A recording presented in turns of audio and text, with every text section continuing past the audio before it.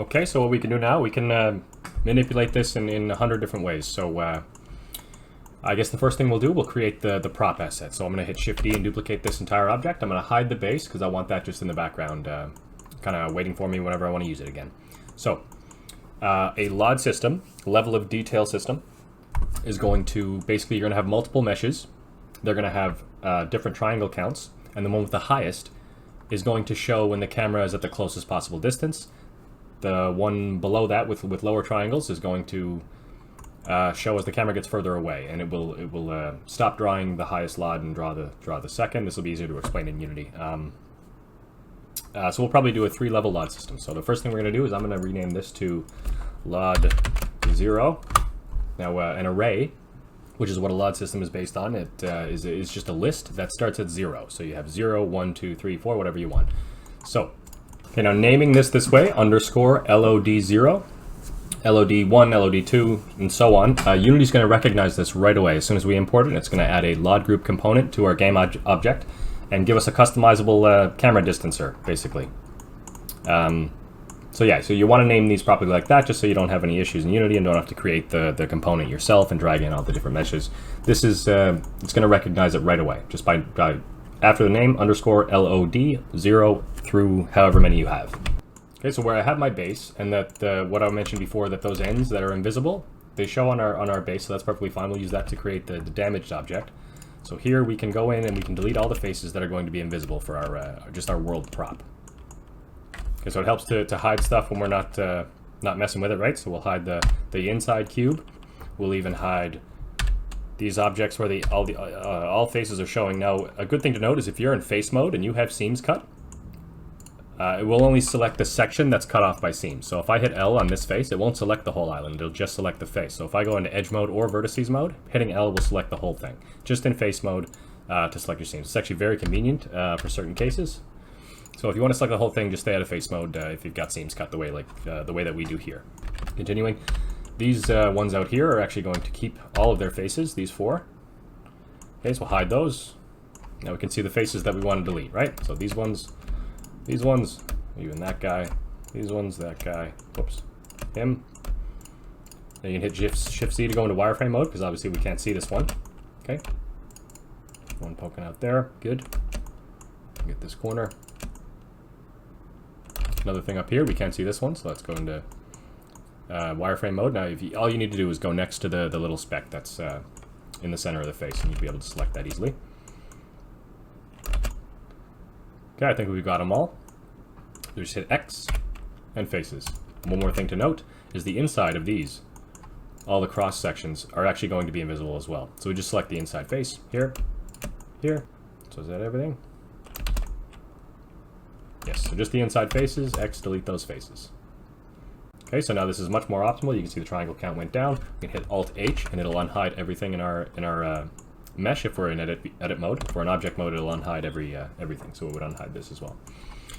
All right, so now we have it's a little bit more optimal. Instead of 228, it's 164. I think the base was 228, yes. Okay, great. So this one in particular, we're going to duplicate this again because I actually want a little bit more geometry on the highest level of detail. So I'm going to hit Shift-D, duplicate it again. This one we'll call LOD1, and we'll leave it exactly the way it is. We'll leave it exactly at 164 triangles. That's perfect. So for this LOD0, what I want to do is get a cooler effect on all these planks here. So I'm going to hit Shift and L, and I'm going to deselect the cube on the inside. And I actually want every edge here.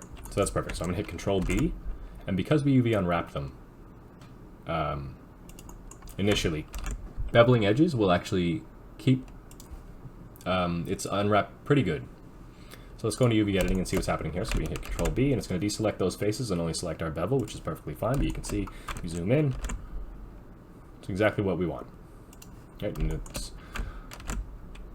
all the faces that we deleted are no longer there. So you can see, whoops, right here, basically, what's happening to our UV map, and that's absolutely perfect. Just don't go too big because you'll actually destroy your mesh, obviously, right? Okay, I think that's fine. The player is really close. It's going to look like they have some wear and tear kind of thing. Like they're not perfectly sharp edges, brand new pieces of wood, obviously, right? So that's good. So there's our LOD0, our LOD1, right? The camera moves further away, it'd be about that. They look pretty much the same. It's great. I'm going to do one more. I'll show you another great modifier here for creating LOD systems. Shift-D, duplicate that again. Let's call this LOD 2.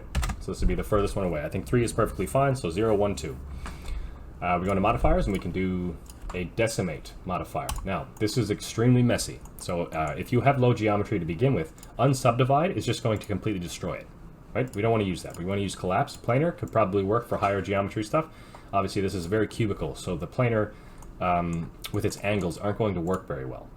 So we're going to use collapse. So just click this and slowly drag down, and you can see what happens. It's just going to start removing triangles. Right in the bottom right here, you can see the triangle count.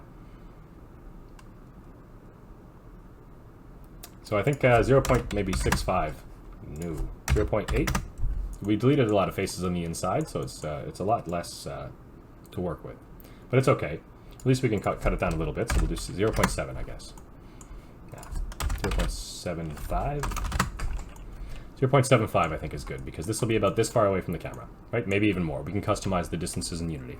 So let's go with this. So that's our last level of detail. So we have now an asset here, basically, that we can bring into Unity, right? So we're going to save this. Hit Control S, and it'll just save to the correct path if you've already hit File Save As and selected a folder and stuff like that. So let's you can select all 3 of these like this. We're going to actually export this now. Okay, so we can go File, Export. We're going to use FBX. I believe FBX is the best, most diverse thing to be using as a 3D file for Unity. You can also, it'll accept many things, OBJs, DAEs, but I think FBX is the best thing to use. So that's what we'll do, FBX. I've already done it once as a test, but right here, you want to tick off selected objects. If you don't, it'll export your entire scene, camera light based as well. And we only want these 3 things that we've got selected here. So select objects, apply transform. I tick that off every single time. I believe it just zeroes everything out and sets your scale to 1 to 1, which is perfect, but we've already done that.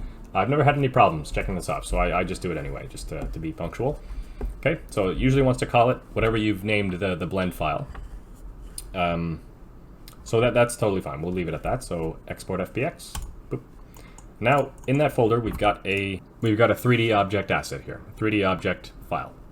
So that can be dragged into Unity now and used as our as a crate. And we can also use the textures that we've downloaded from textures.com. So next, we're actually going to open Unity. So if you've downloaded everything, you should have this Unity hub right here. You should have actually downloaded or installed at least a version of Unity. So you come down here to installs, and you can see your versions that you've installed. Some of mine are for older projects that I needed to do, but I recommend just using the newest one, the newest stable version. Sometimes there's sort of pre-releases out of newer stuff. I recommend using the latest stable version. That should be listed once you go to install. So I'm just going to go to projects and click new. Let's go, just a bare 3D project is perfectly fine. I'm going to call this Crash Course Project. Okay, and it's going to save to wherever you want. That's not where I want that. Desktop. On mine, I just have a video game project here. Video game project folder here, and I'm going to save it right here. Okay. So now if I open this, we've got, Okay, so now we can click Create. And that's going to open Unity, the beautiful game engine, a big 3D world, and we're going to be able to fill it up with whatever we want. Just going to let this load up. See you guys in a sec. Okay, you might get a prompt saying that there's a new version out, but that's okay. Just close that. So here you have an empty 3D project. There's a lot to explain here, so what we're going to do is actually cut it off and start the next episode with this open Unity scene ready to go. Thanks for watching, guys. See you in the next one.